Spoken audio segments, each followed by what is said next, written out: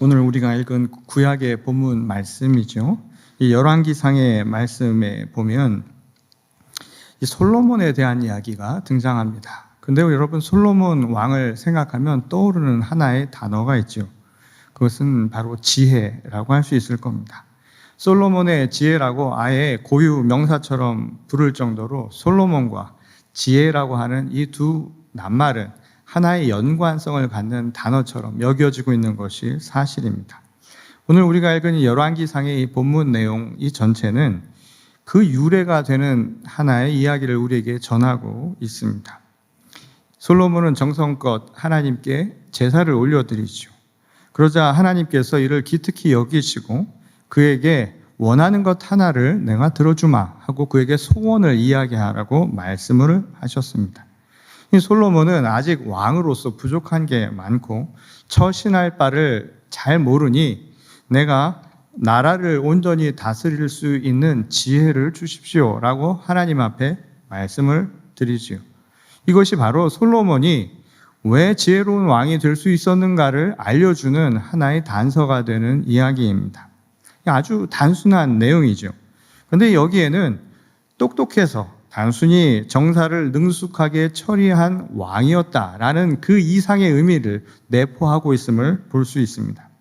실제로 우리가 보통 지혜라고 번역을 많이 해놓았는데 그 부분을 오늘 우리가 읽은 우리말 개정개혁 성경 번역본에서는 다르게 단어를 사용을 하고 있죠. 오늘 본문 9절을 보면 지혜라는 단어가 아니라 듣는 마음이라고 번역을 해놓았습니다. 사실 히브리어 원문을 보더라도 순종한다 혹은 듣는다라고 하는 샤마라고 하는 단어를 사용하고 있죠. 그러니까 지금까지 우리가 지혜라고 흔히 불러서 이야기했던 그 단어의 본래적 의미는 듣는다에 더 가깝다라고 말할 수 있습니다. 순종한다라는 의미가 그 지혜의 원래적 의미였다는 거예요. 솔로몬이 지혜를 원한 까닭은 왕으로서 많은 사람들을 다스려야 하고 또 그 가운데는 송사, 재판과 관련된 일들이 많았는데 이 모든 일들을 분별할 수 있는 분별의 능력을 갖고 싶었기 때문이었습니다. 그런데 이것을 알 수 있는 영어의 용례도 있죠. 시어링이라고 하는 단어가 있습니다. 넓게는 보통 재판이라는 의미로 사용하기도 하지만 좁게는 심리 또는 심의라고 하는 말로도 사용을 하죠. 그 말은 뭐냐면 이 재판이라고 하는 것 자체가 사실은 사람들의 이야기를 듣는 장소라는 것을 의미하는 것입니다. 실제로 옳고 그름의 판단을 위해서는 먼저 들어야 하겠죠. 듣지 않고서 그것을 온전하게 구별하기가 어렵기 때문입니다. 그런 의미에서 솔로몬이 말한 지혜, 하나님 앞에 내게 주십시오라고 말했던 그 지혜라고 하는 것은 모든 것을 단박에 알 수 있는 그런 능력이라기보다는 들어주는 마음 혹은 들어주려는 마음에 가까운 것이라고 이해할 수 있는 부분입니다. 실제로 다른 영어 성경 번역본을 보면 이 부분을 지혜라고 하는 이 부분을 understanding이라는 단어를 쓰기도 했습니다. 이 understanding이라고 하는 말은 우리말로는 그냥 이해라고 되어 있지만 우리말의 이해는 사물을 인식하는 것으로도 이해를 생각하지요. 그러나 본래적 이해라고 하는 말은 무언가 아래에 서 있는 것이죠. 다시 말해서 누군가의 입장이 되어서 생각해 본다라는 의미를 갖는 말이라는 겁니다. 결국 재판에서 필요한 가장 중요한 부분을 솔로몬은 내가 모든 것을 다 안다라고 하는 그 지혜가 아니라 어쩌면 그의 마음에 무엇이 있는가를 살펴보는 것, 그의 입장이 되어서 들어주려고 하는 것에 있다는 것을 솔로몬은 알고 있었다는 것입니다. 따라서 솔로몬이 하나님 앞에 청한 소원은 여러 가지의 다른 입장을 가진 수많은 사람들의 이야기를 내가 기꺼이 들어줄 수 있는 그 마음을 제게 주십시오 라고 했던 것이라고 봐도 틀리지 않다는 것이죠. 근데 이 지혜는 그런 의미에서 모든 것을 내가 다 한다 그렇게 생각하는 만물 박사와 같은 특별한 능력과는 거리가 있는 것임을 알 수가 있지요. 우리는 지금까지 우리 인류의 역사에서 내가 모든 걸 다 안다, 내가 무엇이 옳은지 내 말이 옳다라고 생각하는 그 주장에 의해서 엄청나게 많은 희생을 치렀음을 우리는 이미 경험한 바가 있습니다. 세계 대전을 통해서 히틀러에 의해 수많은 유대인들의 학살이 일어났던 것도 바로 그러한 오해가 낳은 사건이었죠. 여전히 인종 간에도 어떤 인종이 특별히 우월하고 어떤 인종은 열등한 인종이라고 생각하는 그런 편견 속에서 지금까지 인종 차별이라고 하는 것이 자행되고 있는 현실을 살아가고 있습니다. 그것은 교육의 분야에서도 찾아볼 수 있죠. 교육도 사람을 키우는 데 있어서 마치 어떠한 하나의 절대적인 정답이 있는 것처럼 우리는 여러 가지 시행착오를 거듭해오고 있는 것이 사실이죠. 그래서 사람을 마치 공장에 상품을 만들어내듯 성적 중심의 스펙을 기준으로 학생을 평가하려는 그런 문제점들이 여기저기서 나타나고 있다는 것입니다. 이 땅에는 셀 수 없이 수많은 사람들, 수많은 다양한 사람들이 존재하고 있죠. 그들은 각자가 하나님으로부터 받은 특별한 달란트를 가지고 있는 소중한 존재라고 생각할 수 있습니다. 만약 그러한 관점에서 생각을 해본다면 하나의 기준으로 한 생명을, 한 인격체를 우리가 평가하려는 시도가 얼마나 단순하고 때로는 그것이 얼마나 하나님의 뜻에서 멀어져 있는 것인가를 다시 한번 생각할 수 있게 하는 대목이라는 것입니다. 이 솔로몬이 뛰어난 성군이라는 사실을 알 수 있는 부분이 바로 여기에 있는 거예요. 그렇게 수많은 사람들을 대해야 하는 왕의 태도가 어떠해야 하는가를 그는 분명히 알고 있었던 것입니다. 이 다양한 사람들을 이해하기 위해서 적어도 들어주려는 마음을 갖는 것이요. 그보다 더 사람들의 마음을 위로해 주는 일도 없지요. 교회 공동체도 마찬가지입니다. 여러 사람들이 있으니 여러 이야기가 나오는 것은 당연하죠. 다 들을 수도 없는 것도 당연한 이치입니다. 그러나 중요한 것은 들어주려는 마음이죠. 듣지 않고 어떻게 판단을 할 수 있겠느냐 이 말인 겁니다. 그런 의미에서 솔로몬이 하나님으로부터 받았던 그리고 그가 원했던 지혜라고 하는 것, 그래서 누군가의 마음을 헤아리면서 들어주려고 했던 그것은 하나님으로부터 받을 수 있는 최고의 선물이라고 해도 틀리지 않다는 거예요. 누군가를 이해하기 위해서 내가 인내하며 그의 소리 하나하나를 들어주려는 그 마음이야말로 어쩌면 예수께서 우리에게 가르쳐 주셨던 계명이죠. 서로 사랑하라는 것의 첫 출발점이기 때문이라는 겁니다. 제가 처음 미국에 유학을 와서 가장 염려하고 걱정스러웠던 부분이 바로 아이의 학교 적응 문제였습니다. 그것은 많은 분들이 경험을 했을 거예요. 저야 제가 공부한다고 제가 결정한 것이니까 고생을 자초한 것이죠. 하지만 아무 영문도 모른 채 말도 통하지 않는 나라에 부모만 믿고 따라온 이 아이에게 이 새로운 환경이 어떻게 적응될까 하는 것은 부모로서 큰 걱정이 아닐 수 없었습니다. 그런데 며칠 이 유치원을 다녀온 아이에게 제가 몇 번을 물어봐도 아이는 똑같은 대답을 저에게 하는 것이었습니다. 어땠니? 라고 물어보면 저희 아이가 재미있게 잘 놀았다고 그렇게 이야기하는 것이었습니다. 영어를 한마디도 하지 못하는 아이가 잘 놀고 왔다고 하니까 한편으로는 마음에 안심이 되면서도 다른 한편으로는 확신이 서지 않는 것이었습니다. 그래서 이 부모가 학습을 함께 참관하는, 그래서 발런티어로 제가 신청을 하고 한번 지켜봐야 되겠다 하고 학교를 갔었습니다. 근데 하루 동안 아이를 옆에서 지켜보면서 노는 모습을 보니까 왜 아이가 그런 말을 했는가를 이해할 수 있겠더라고요. 이 아이들이 노는 것을 보면서 제가 한 가지 신기한 점을 발견을 했는데 그건 뭐였냐면 별로 말이 필요 없었다라는 사실이었습니다. 예, 아이들이 노는 것을 보니까 애들은 듣지를 않더라고요. 그냥 자기 말만 하는 것이었습니다. 대화를 하는 것이 아니라 자기가 원하는 말, 자기가 하고 싶은 말을 아무렇게나 하는 것이었습니다. 그러니 상대방의 말을 들을 필요가 없으니 영어가 필요가 없었던 것이죠. 그 아이들은 놀이를 위해서 최소한의 소통만 되면 문제가 되지 않았던 거예요. 그리고 그 소통도 굳이 말로 할 필요가 없었던 겁니다. 그제서야 저는 저희 아이가 영어를 못해서 물론 대화는 할 수 없었겠지만 노는 데는 아무런 지장이 없고 학교가 참 재밌다고 말한 그 까닭을, 그 순간 알았습니다. 근데 목회를 하면서 일방적으로 자기 할 말만 하는 건 아이들만의 특징이 아니구나라는 것을 깨닫게 되었습니다. 가끔씩 어떤 분들은 전화를 하신 뒤에 정말 용건만 갖다니 자기 할 말만 하고 끊는 경우가 있습니다. 제가 무슨 답변을 하려고 해도 답할 틈을 주시질 않는 거예요. 그래서 자기 말만 계속하고 일종의 대화가 아닌 통보를 하고 전화를 끊는 경우가 참 많았던 경험을 했습니다. 제가 첫 목회를 시작하면서 제일 첫날 임원회를 가졌는데 그때도 비슷한 경험을 한 일이 있었습니다. 이 하나의 안건을 두고 2시간 동안을 함께 토론하는 것이었는데 결국 결론이 나지 않고 끝냈던 기억이 납니다. 저는 그 순간 저의 목회가 참 평탄치만은 않겠구나라는 것을 실감을 했던 순간이었습니다. 근데 그 이유는 의견이 다른 양편이 서로 갈라져서 논쟁을 벌였기 때문이었습니다.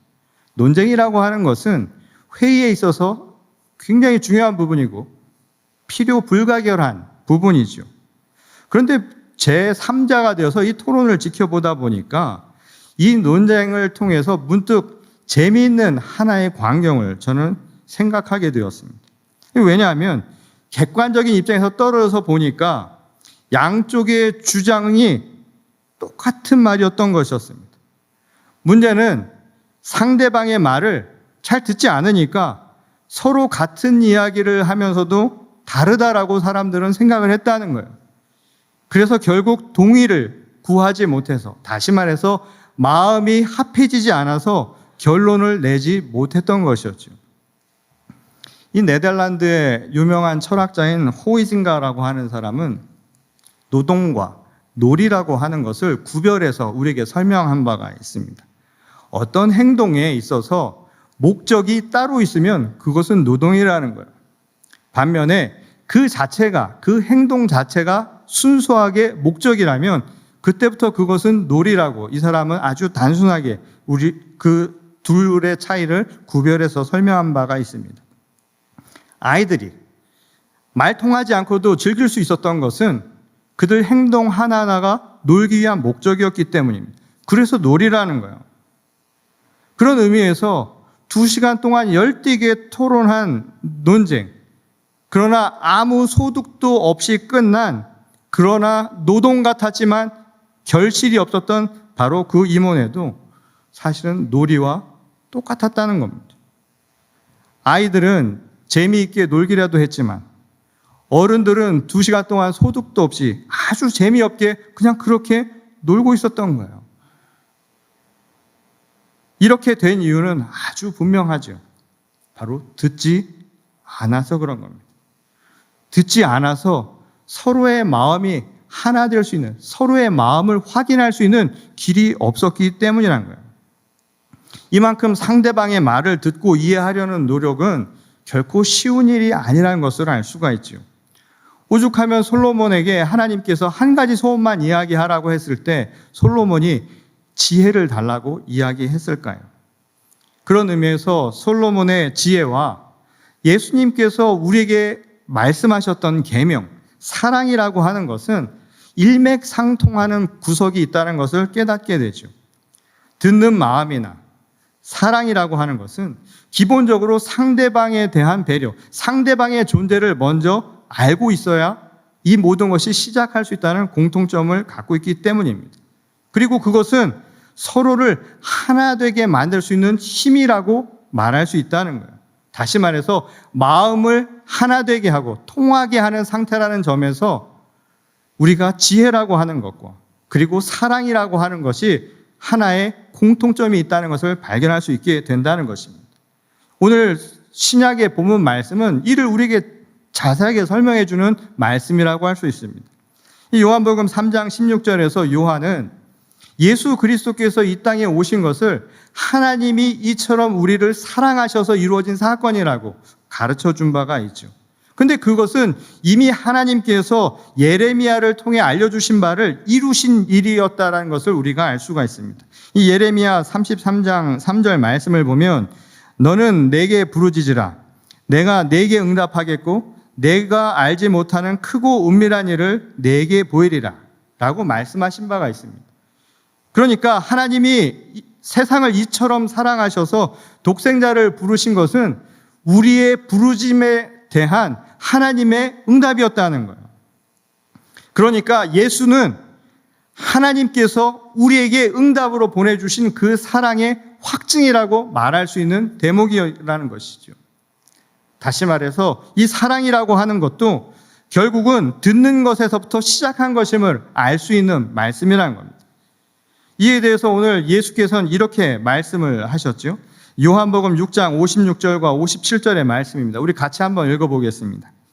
내 살을 먹고 내 피를 마시는 자는 내 안에 거하고 나도 그의 안에 거하나니 살아계신 아버지께서 나를 보내심에 내가 아버지로 말미암아 사는 것 같이 나를 먹는 그 사람도 나로 말미암아 살리라.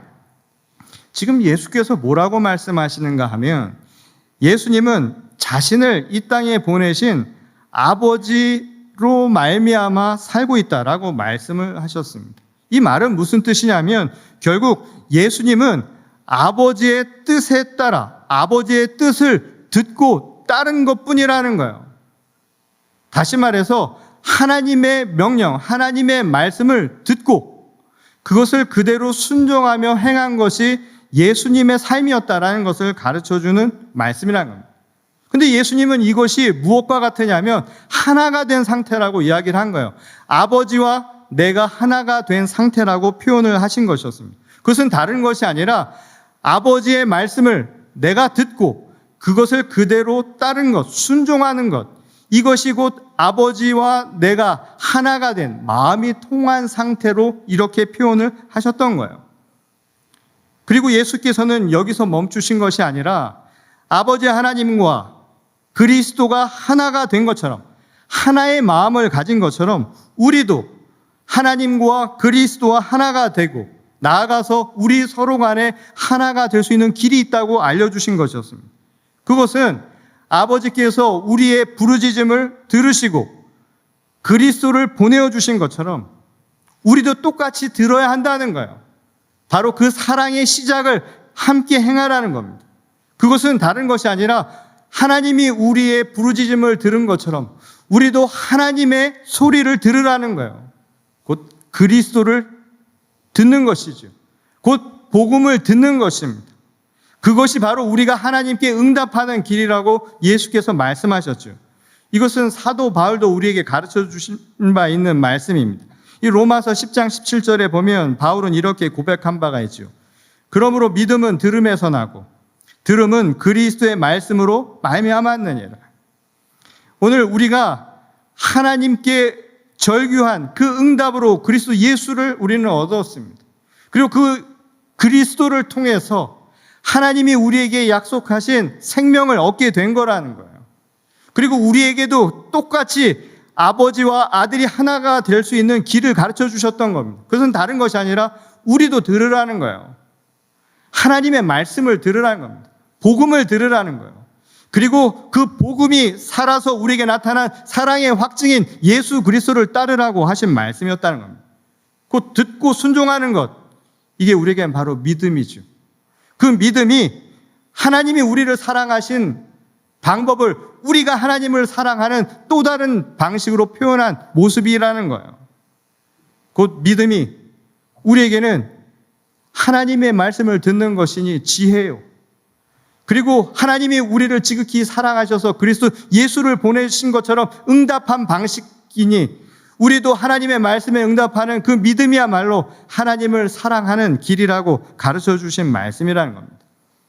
예수님은 이것이 바로 너희가 내 안에, 내가 너희 안에 있는, 그리고 너희 안에서도 함께 이루어질 수 있는 완전한 합일의 상태가 이룰 수 있는 길이라고 가르쳐 주신 것이었습니다. 그것은 하나님의 생각과 나의 것이 이제 하나가 되었으니 내 마음대로 하겠다라는 이야기와는 거리가 먼 것이죠. 그건 내가 하는 말이 곧 하나님의 말이라고 생각하는 것은 이건 완전히 다른 이야기가 될 수 있다는 거예요. 그것은 오만이고 착각일 수 있겠죠. 그런 의미에서 오늘 이 이야기, 하나님과 내가 하나가 된다라고 하는 것은 우리의 믿음을 통해서, 그리고 진정한 지혜와 사랑이라고 하는 그 말씀 안에서만 이해될 수 있는 개념이라는 것을 반드시 깨달아야 한다는 겁니다. 근데 이것을 아주 잘 표현한 게 한 가지가 있어요. 여러분, 악수입니다. 요즘은 우리 악수도 못하죠. 악수를 할 수가 없는데, 자, 악수라고 하는 것을 한번 생각을 해 보십시오. 악수는 내가 상대방의 손을 잡은 것 같지만 거꾸로 그 동시에 나의 손 역시 누군가의 손에 잡히는 형국이 되는 것입니다. 근데 이것이 무엇을 의미하는가를 아주 잘 표현한 적당한 시가 하나가 있습니다. 이 김남조라는 시인의 그대 있음에라는 시인데 그 중에 일부입니다. 그대의 근심 있는 곳에 나를 불러 손잡게 하라. 큰 기쁨과 조용한 갈망이 그대 있음에 내 마음에 자라거늘 오 그리움이여 그대 있음에 내가 있네 나를 불러 손잡게 해. 지금 시인이 뭐라고 얘기를 하냐면 악수를 하기 위해서 내가 먼저 손을 내미는 것이지만 결국 그것도 내가 잡을 수 있는 그 사람이 있기 때문에 가능하다는 거예요. 또 그로 인해서 내가 잡은 것만이 아니라 나도 잡힐 수 있게 되었다는 겁니다. 그러니 이 이야기는 단순히 악수라고 하는 손을 잡는 행위를 이야기한 것이 아니라 우리의 마음에 대한 이야기를 하는 거예요. 내가 다가가고 있는 나의 마음의 길이 열리는 것. 곧 악수를 통해서 우리 사람들의 마음에 길이 있다면 그 마음의 길이 열리는 상태를 표현한 시라는 것을 알 수가 있죠. 그것은 곧 예수께서 하신 말씀처럼 그리고 오늘 솔로몬이 구했던 그 소원의 한 제목처럼 누군가의 마음을 들여다볼 수 있는 거라는 것. 누군가에게 귀를 기울여 줄 수 있는 것. 그래서 그 사람의 사정을 이해해 볼 수 있는 넉넉한 마음을 뜻하는 것임을 알 수 있는 것이죠. 그게 바로 지혜라는 거예요. 그게 솔로몬이 하나님께 청한 지혜의 핵심이고 그리고 그것은 어쩌면 오늘 이 시대에 우리가 하나님께 구해야 할 바로 간구의 제목이기도 하다는 겁니다. 왜냐하면 그것이 바로 예수께서 우리에게 말씀하신 계명, 서로 사랑하라는 하나님을 사랑하고 서로를 사랑하라고 하는 그 계명의 첫걸음이 바로 이 지혜로부터 시작하기 때문이라는 것이죠. 이처럼 서로 사랑하는 지혜가 우리에게 나타나게 될 때 예수님은 그때 비로소 생명의 열매가 자라날 것이라고 우리에게 말씀을 하셨습니다. 여러분, 한자 사람 인자를 한번 생각해 보십시오. 사람은 홀로 있는 것이 아니라 서로 기대어 있는 형국입니다. 내가 그 사람한테 기대어 있는 것 같지만 결국은 그 사람도 나에게 기대어 있는 것, 이게 바로 인간의 모습이라는 거예요. 그래서 인간이라는 우리말의 뜻처럼 사람은 홀로 사는 것이 아니라 서로 간에 같이 더불어 존재하는 것이죠. 내가 있으므로 누군가가 손을 내밀 수 있는 여지가 생기는 것이에요. 그가 손을 내밀므로 내가 나의 손이 잡히는 것만이 아니라 서로의 손을 잡을 수 있는 길이 열리는 것이죠. 마음이 통하는 역사가 이루어진다는 거예요. 이것은 인간에게 당연한 일이라는 겁니다. 하나님이 우리를 그렇게 창조하셨다라는 거예요. 그리고 그것이 바로 우리가 서로를 살리는 힘이라고 주님은 말씀하신 겁니다. 그래서 서로가 하나 되는 것은 다른 것이 아니라 우리가 악수를 청하듯이 서로의 마음의 길이 열리는 것, 그게 바로 우리를 하나 되게 만드는 힘이라는 거예요. 이 어려운 시기에 우리를 격려하는 것이 과연 무엇일까요?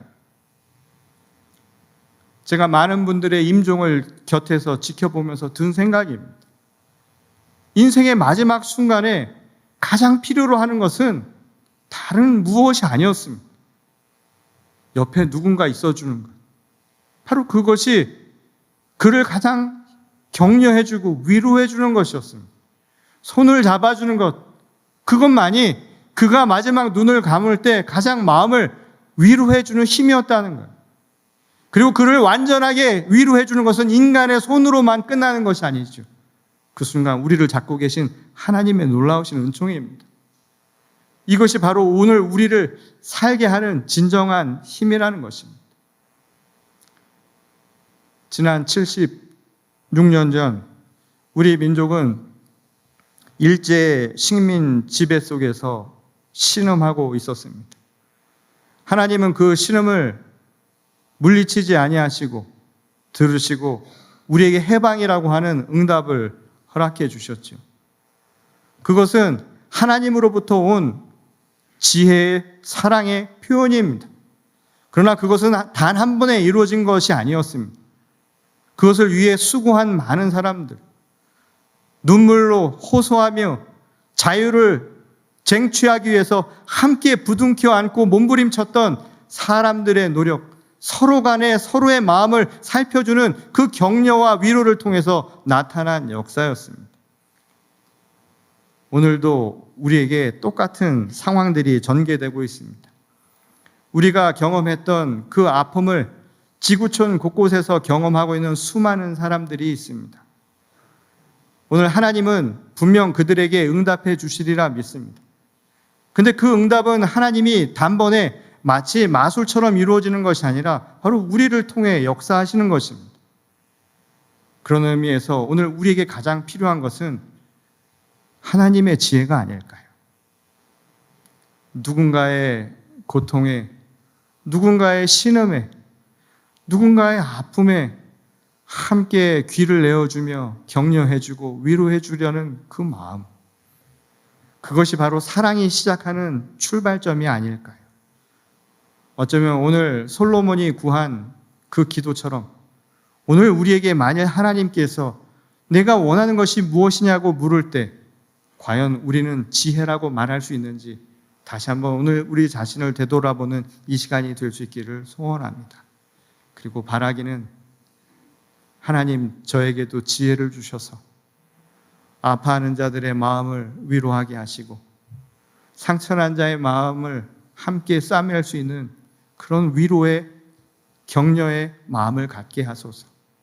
그리고 서로 사랑하며 하나님의 나라를 이 땅 가운데 같이 이루어가는 주님의 자녀가 되게 하소서. 이런 기도가 이루어지기를 원합니다. 그런 의미에서 지혜도 결국은 사랑입니다. 오늘 그 사랑의 이름으로 부름받은 우리 모두가 하나님의 그 나라를 함께 이루어갈 수 있기를 주님의 이름으로 간절히 축원합니다. 우리 다 같이 기도하시겠습니다. 아버지 하나님 감사를 드립니다. 오늘 주 앞에 나와 하나님 앞에 신음하며 절규하는 그 기도에, 그 간청에 하나님께서 응답하시기를 원합니다. 그 응답이 또한 우리 서로를 통해서도 이루어지기를 원합니다. 누군가의 아픔을 함께 들어주며 또한 그에게 다가가 위로할 수 있는 마음을 갖게 하여 주시옵소서. 그것이 우리에게 지혜요, 그것이 곧 하나님의 사랑임을 깨닫는 주의 거룩한 교회와 성도가 되게 하여 주시옵소서. 여전히 이 땅 가운데 고통받는 수많은 생명들, 그 영혼들을 함께 살리기 위해 우리도 지금 지혜를 다시 한번 갖기를 소원합니다. 우리가 합력하여서 하나님 나라를 함께 이루어갈 수 있는, 이 땅에 진정한 선을 만들어갈 수 있는 주님의 거룩한 공교회와 그리스도의 귀한 자녀들 한 사람 한 사람이 되게 하실 줄 믿사오며 거룩하신 우리 주 예수 그리스도의 이름으로 간절히 기도드렸습니다. 아멘.